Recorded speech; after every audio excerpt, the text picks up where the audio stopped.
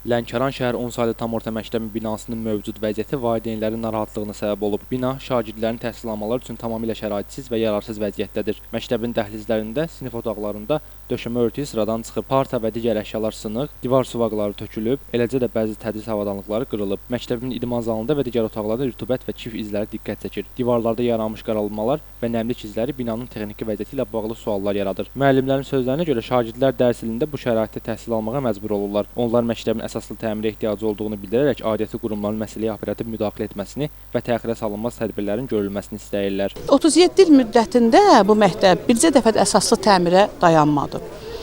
Yəni biz öz gücümüzə, nə bilim, valideynlərin gücünə biraz düzəltmişdik. İndi məktəbimiz həddən artıq bərbad vəziyyətdədir. Hal-hazırda məktəb qəzalı vəziyyətdədir.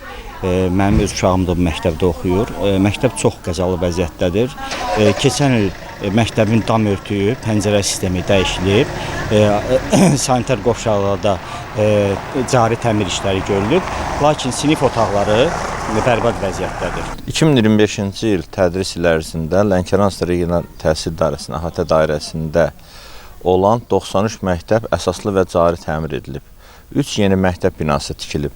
Üzümüzə gələn sentyabr ayı üçün isə 4 yeni məktəb binası tikilərək şagird və müəllimlərin istifadəsinə veriləcək. Qeyd edək ki, vaxtilə bu təhsil ocağında 2000-ə yaxın şagird təhsil alıb. Məktəbin qəzalı və müasir təhsil standartlarına cavab vermədiyi üçün əksər valideynlər övladlarını digər məktəblərə yönləndiriblər. Hazırda məktəbdə 900-ə yaxın şagird təhsil alır. Ehtimal olunur ki, yeni tədris ilində məktəbdə təmir işləri aparılmasa, şagird sayı biraz da azala bilər. İlqar Mustafayev, Yusif Əliyev bu gün informasiya proqramı üçün.